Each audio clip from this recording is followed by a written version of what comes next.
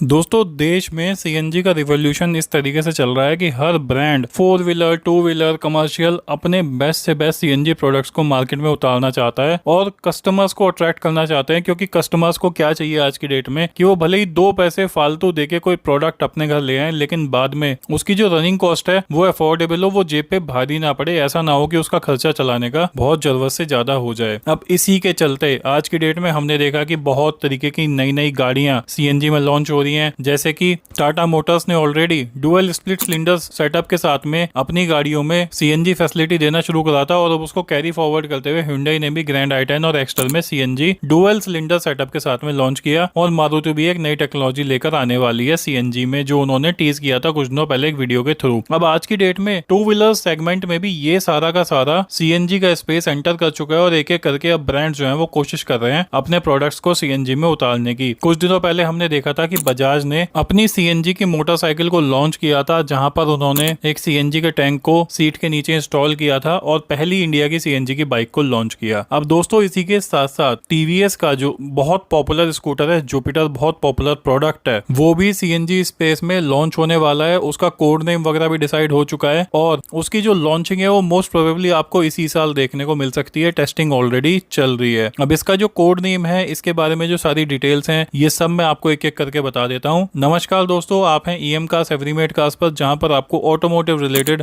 All sorts of information provide की जाती है। आगे बढ़ने से पहले I will request you to please subscribe this channel and press the bell notification icon to get the latest updates of our videos. दोस्तों अगर TVS Jupiter CNG में इंट्रोड्यूस होता है तो ये वर्ल्ड का पहला सीएनजी स्कूटर होगा और रिपोर्ट्स ये बताती हैं कि टीवीएस जो है वो मल्टीपल ऑल्टरनेट फ्यूल ऑप्शंस पे काम कर रहा है अपने 2 व्हीलर्स को लेकर, जिसमें से एक है आपकी सीएनजी की पावर टेरेन, जो कि ऑलरेडी एक रेडी टू यूज फॉर्मेट है। ना वहां पर आपको इस बात की टेंशन लेनी है कि सीएनजी पंप्स की या जो फ्यूल ऑप्शन वो सोच रहे हैं उसमें लगाने की, उसकी अवेलेबिलिटी कैसी रहेगी। जैसे कि अभी हाइड्रोजन का सबको सोचना पड़ता है, तो उस बात की कोई भी टेंशन लेने की जरूरत नहीं है। और यहाँ पर बस आपको इस टेक्नोलॉजी को जुपिटर के साथ में इंटीग्रेट करना है। अब ये जो स्कूटर है इसका कोड नेम रखा गया है U740 और ये जो इंस्टॉल की जाएगी सीएनजी, ये आपकी की जाएगी 125 सीसी के सीएनजी स्कूटर के साथ में। अब यहाँ पर अगर इसकी लॉन्च डेट की बात करें तो सीएनजी पावर ट्रेन के साथ में इसका जो इंटीग्रेशन है वो बहुत जल्दी सक्सेसफुल जो है वो हो सकता है। इसकी टेस्टिंग जो है वो ऑलरेडी चल रही है और एक आने वाले फेस्टिव सीजन की अगर बात करें तो वहां पर एक बहुत अच्छी अपॉर्चुनिटी हो सकती है वर्ल्ड के पहले सीएनजी स्कूटर को लॉन्च करने के लिए।